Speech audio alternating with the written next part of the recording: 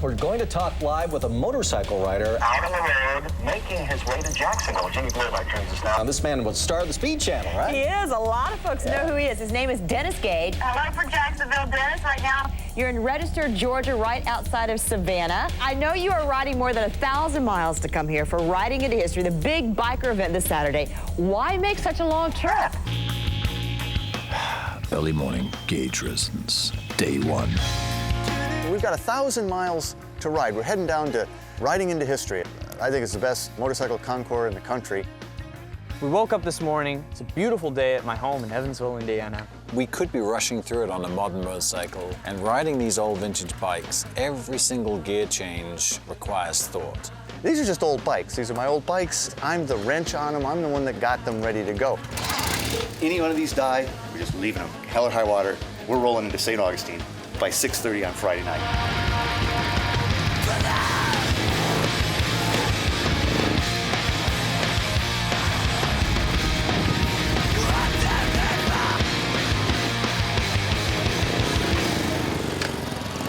We bring it on ourselves when we travel. We're a bit of a bizarre lot. 3 vintage bikes, Dennis with his crazy mustache. You stopped for lunch at the Panther Den. Do you not have nothing? 27, 48, 53, 101.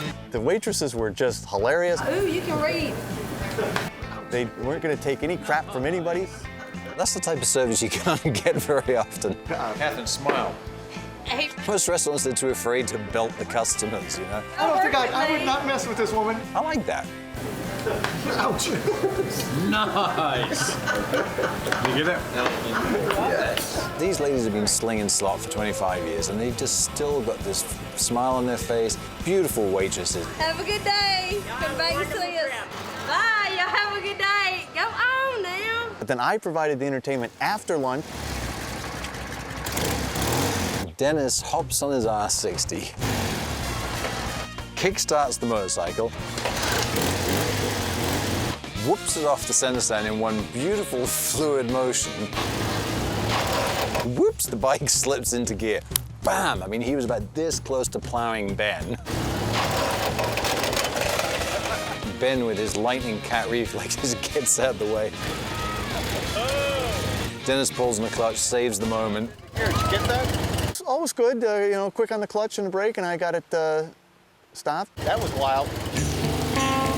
So after a great lunch, we take off from the Panther's Den diner and head south through Tennessee. As we're cruising along, we see this sign for Cycle Mo's Motorcycle Museum, and we cruise down into Red Boiling Springs, Tennessee. We pull in, but it's closed. And these guys come out, you know, kind of looking at us like, you're not from around here, are you? I wish I knew you guys were coming, but you didn't either. Quickly opens up the museum, gives us the impromptu tour. They had all these just kooky, strange motorcycles I'd never seen before. Harley and Indian mostly. And even the airdrop, the old World War II, the Cushmans that they dropped from airplanes with parachutes. He has a passion for these bikes, and he loves his old bikes. You feel lucky, Mike? Yes, I do. He had his first bike there, 38 Knucklehead Harley. He kicks it, it fires right up. He is just so hands-on with what he's doing. I mean, he's not like some detached curator. I mean, he is the creator, and it really shows.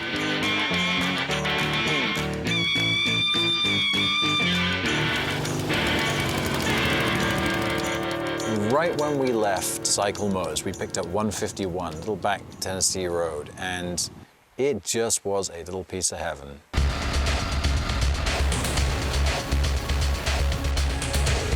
The ride to get here, through the foothills of the Appalachians, was just spectacular. After about another 50, 60 miles, we'd come rolling into the inn at Evans Mill. We've got these peaceful cabins with balconies overlooking the water, and this will make for a really comfortable night. It's just tucked away, it's back up in the woods, it's absolutely beautiful. We walk in, we have to kind of call around, nobody was there. Hello? Hey. Hey! Hi, how you doing? I'm good. How are you doing? And finally, Tina appears. She's the innkeeper. The innkeeper says it's going to rain for the next 5 days. Story of my life. Having a drought? Call the Trippin crew. We'll make an episode in your neighborhood soon. Frankly, I'm concerned about how it might affect the bikes. These aren't bikes that I've ridden in foul weather.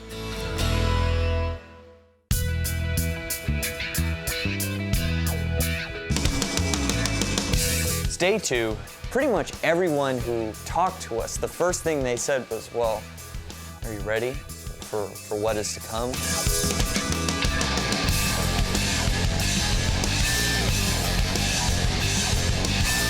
There was a sort of bad expectation in the air. You know, the clouds were pretty heavy, they're pretty low. Look at that sky. You know, and there was a chance that we could outrun the rain. So we go to fire the bikes up. Every bike's got its own personality and its own ritual that you have to go through to get it going. And Dad and I are just kicking at these bikes, and it's not coming to life. Dennis and Sam fiddle-farted around so long this morning getting ready at the bikes. I mean, twiddle, twiddle, twiddle, twiddle, twiddle.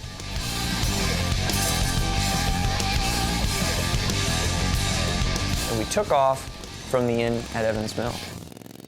And rode a little bit, you know, stepped it up a little bit. We were really kind of taking it easy the first day. It sucks. It's horrible. I'm not happy. There's something wrong. Just kidding.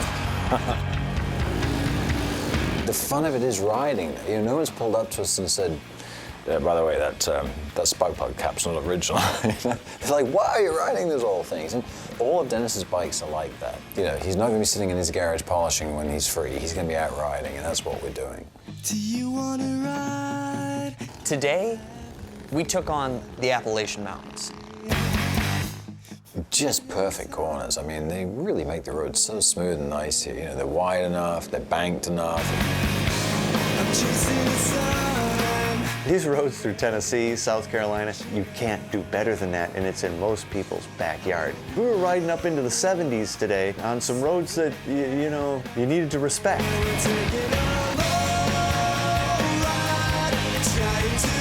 This is the 6th one of these, and Sam started out at age 16, you know, behind me, 2 up with me.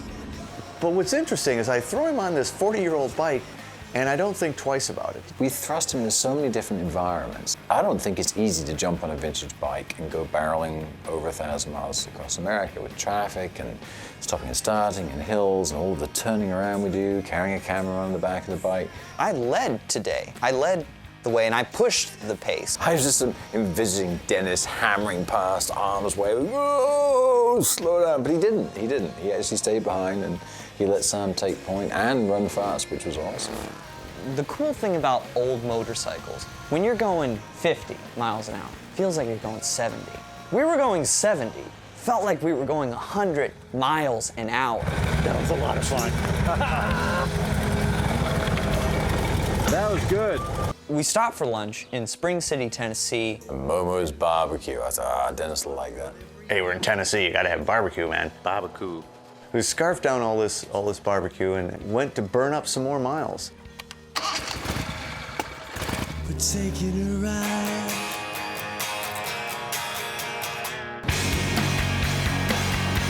I think we probably hit about 72 or 75 miles an hour, which puts me in an amazing speed wobble on the Guzzi. It's the most excitement I've ever had at 75 miles an hour, I think. Of course, Neale's the hot shot. He's the, you know, he's the best rider far and away. But he's on the Guzzi, which is sort of Italy's version of the Harley. It's a V-twin, but it has got this weird frame wobble at above 70 miles an hour. So it's an equalizer. Above 70 miles an hour, you don't really want to be riding it. Neale can really accelerate and has the great power, but he doesn't necessarily have the ability to really knife through the corners. Dad, on the other hand, has that ability. His bike is very small, very maneuverable. My Slash 2 doesn't go that fast, tops out maybe at 90 on a good day. Sam, of course, he's the youngest and least experienced, so he's got, I think, the most power and the best handling and the best brakes. We all had these equalizers, and it really made it cool. But we put Sam out in front, and he was on it. He's leading the rides, he's carrying the cameraman. I mean, heaven knows, before you know it, he'll be carrying his own bags. It's been a long day. We're running behind schedule. We're losing light. So at that point, it was like, all right, I'm done screwing around. You know, I'm taking the point, and we're heading for home.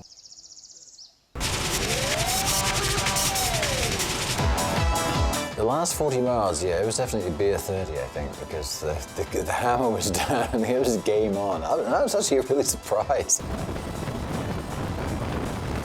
And we come rolling into Fieldstone Farm Inn. This inn is just outside the town of Westminster, South Carolina. Found this great old place. I mean, it's just absolutely in the middle of nowhere. Some old farmhouse, little cottages, swimming pools, cats, horses. We've got a big day tomorrow. We're riding down to Savannah, Georgia.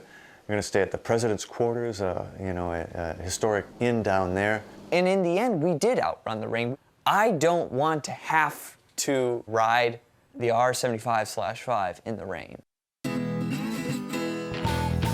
Day 3 was going to be a long day. It's one of these days when moisture's just hanging in the air. We're covering 270 miles plus. It's one of these days when it's impossible to keep a mustache curled anyway.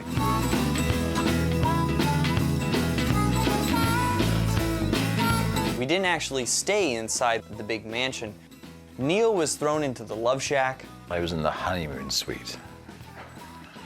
Dad was thrown into the poolside cottage. As usual, I'm alone in the honeymoon suite.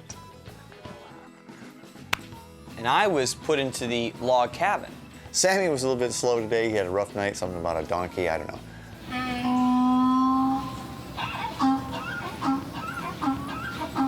That is what woke me up. Really broken up about being all alone in the honeymoon suite. We left the Fieldstone Farm Inn.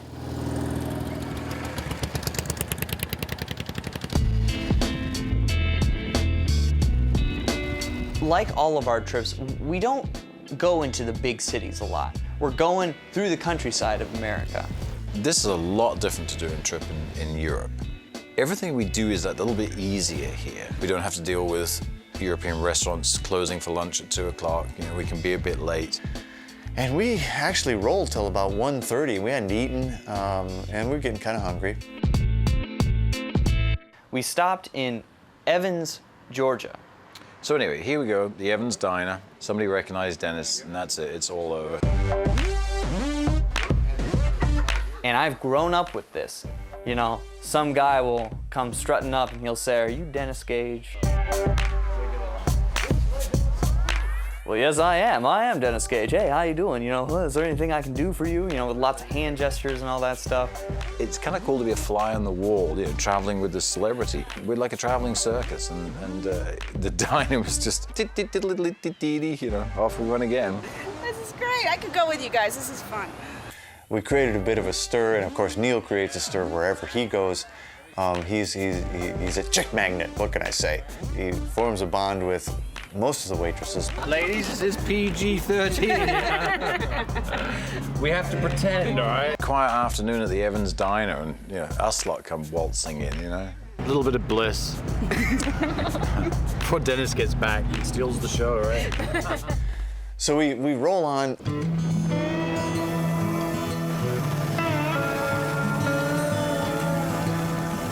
Stop in this little town of Register, Georgia.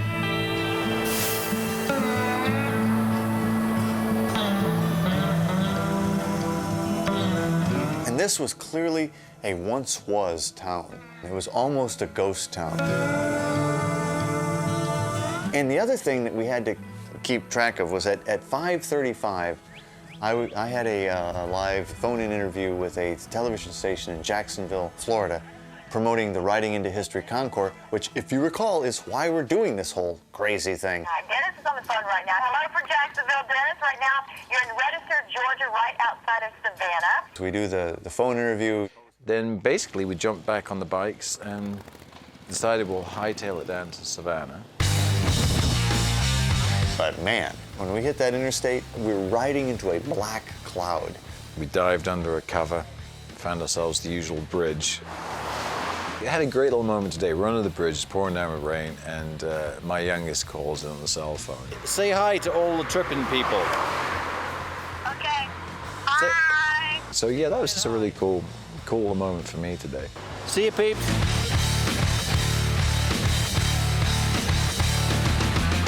It was raining right along, but I'm telling you, within a couple miles, the sky opened up. I was in the back at this point. I couldn't see my dad. And the water was hitting me, and it stung. It probably was the heaviest rain we've ever ridden in, without a doubt. I mean, we were maybe down to about 30 miles an hour. There were cars pulling off on the highway. It was only for about 3 or 4 miles, but those 3 or 4 miles were absolute hell.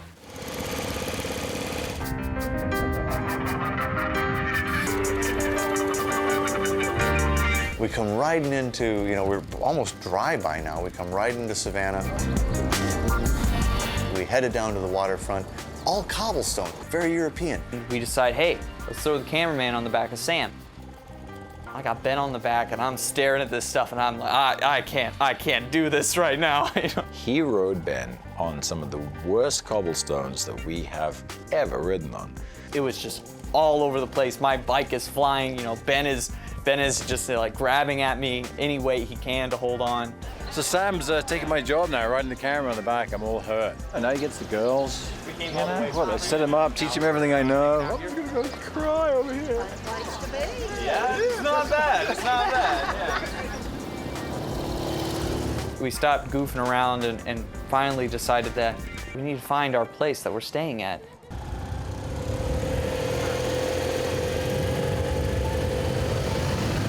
So anyway, Dennis had managed to score us a, pretty swanky little hotel. I wouldn't even call our hotel a hotel. It's the President's Quarters. It's a stunningly beautiful place, right in the historic district.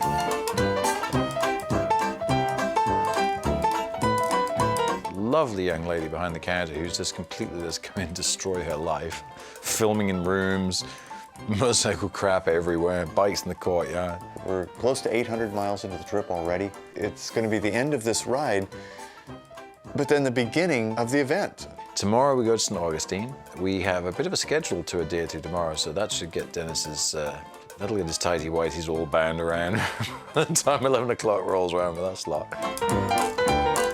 I think there's going to be 250 or 300 of really some truly historically significant bikes, some of the finest bikes in the country.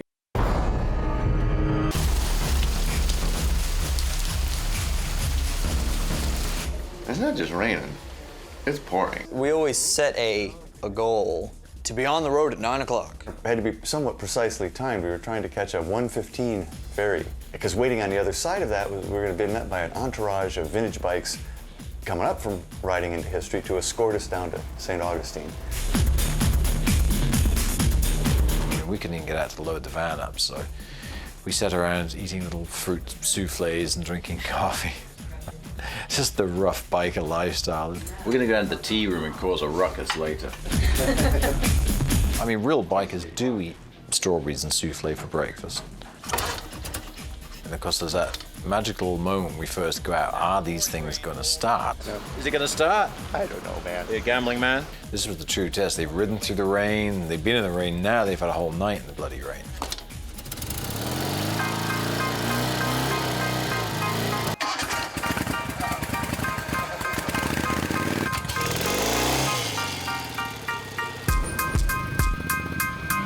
Actually, remarkably, they all started really well. And we just thundered south toward Jacksonville.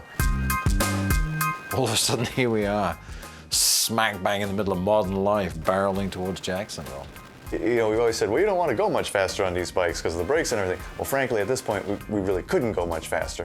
And Neale apparently was feeling particularly good because he was like doing 80 miles an hour in this thing and passing, modern motorcycles. One on a Honda 1500 Goldwing and the other on a large modern Japanese cruiser, which completely shook them out of their seats.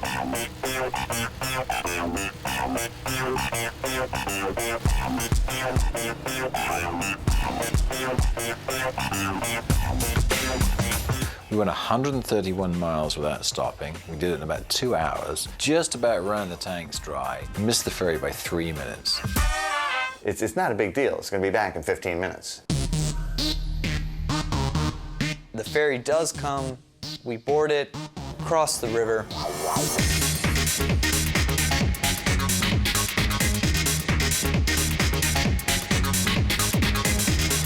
So of course we get off to the other end. There's a very nice welcome and a very eclectic mix of motorcycles. They have interesting bikes that they ride the hell out of. Periodically, we've run through towns, and I think, 3 or 4 stoplights, and we're getting fed up. And all of a sudden, here we are in Florida, It isn't just the 3 of us guys. It's, it's a dozen of us, and that's a completely different experience. It was Florida mania. And we come rolling into the World Golf Village with this vintage entourage.